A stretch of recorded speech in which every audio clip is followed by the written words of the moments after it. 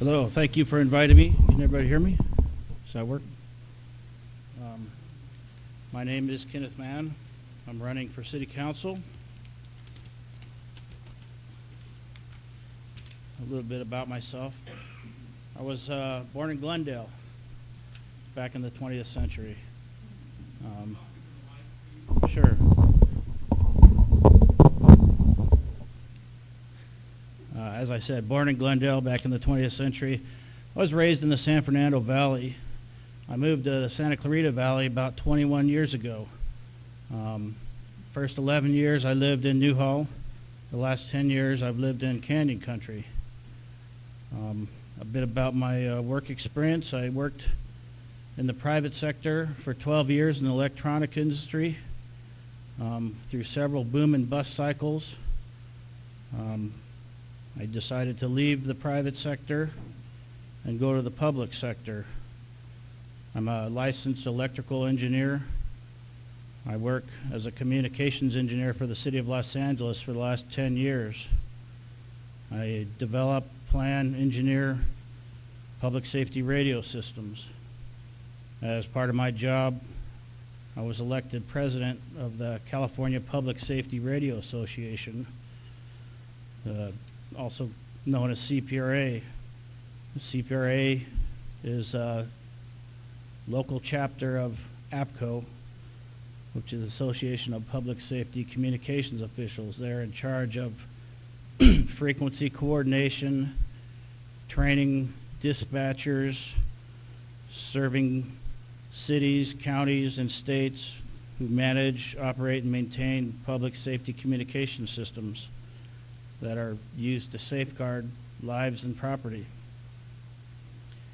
In my position with the City of Los Angeles and CPRA, I represent both those organizations at the California Statewide Interoperability Executive Committee, known as CalCEC.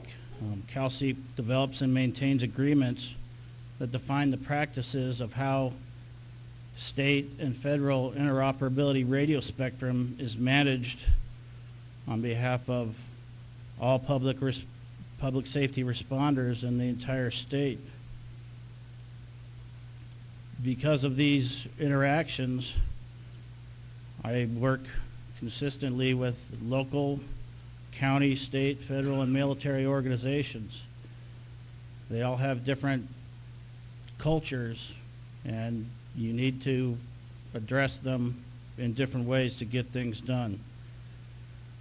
So I have a blend of both public safety, service, in the background, building communication systems that they use to help everybody, and I've been in the private sector. So I've seen both sides. They work differently. They can work. They can be dysfunctional. You need to know how to operate them. Well, why am I here? Like I said, I've been living in Santa Clarita Valley for 21 years. The first 10 years were good. While I lived out here, roads were being built, widened, bridges were being built. The city was growing, but the infrastructure was keeping pace with it. For the last 10 years, I've noticed a rather severe decline in the transportation infrastructure. And I believe that's a result of poor planning. There's no reason that this should happen. It's not an impossible task to build roads and infrastructure at the same rate you develop. I'm here to try to do something about that, to try to change the policies and develop the city in a proper manner. We need new policies now to prevent further declines and try to reverse the damage that we've done. These are things that can be fixed. It's not magic. It takes work and planning, and I don't see that happening. So that's why I'm here, and I'd be happy to answer any questions anybody has.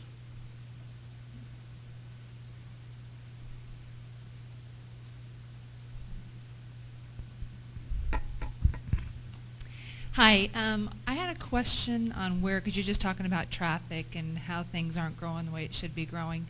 I live in a neighborhood that was impacted by a cut-through street recently.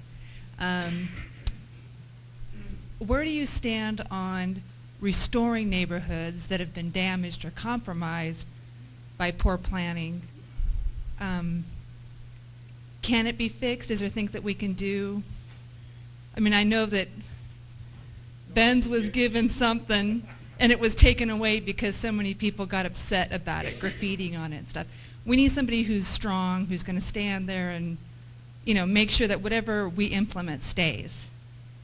Fix what's broken. Absolutely, fix what's broken.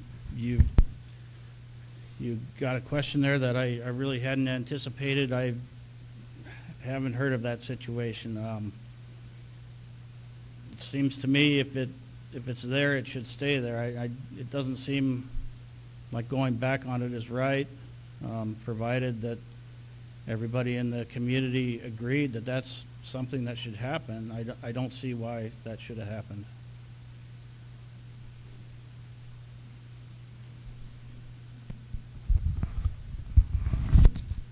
Hi. I don't know you yet. I may know you in the future. But as my husband and I were driving here, we noticed a bus on McBean, we noticed a bus on Valencia Boulevard, and we noticed 2 buses on Soledad Canyon Road, one going to the Metrolink station. All 4 buses had 1 rider on 1 bus. If we have a deficit next year in our city council, what do you think about maybe, and I know this probably sounds far-fetched, giving people vouchers for maybe a cab or something? Don't you think it would be a lot cheaper? Thank you. That's an interesting idea. I would be curious to see what the normal ridership load is, if that was just a fluke on those particular buses, or if that's not the case. I used to utilize the public transportation here a lot, and I don't now because it didn't seem to be very timely. I'd be waiting an hour for a bus, and then one would show up full. 1 minute later, an empty bus comes behind. Now, I don't know if it's a scheduling problem or if they have too many buses on the road, but that is certainly something to look at because it costs an awful lot to drive a bus around. It's a lot of fuel, and if it's not being used, we got to redo the schedules.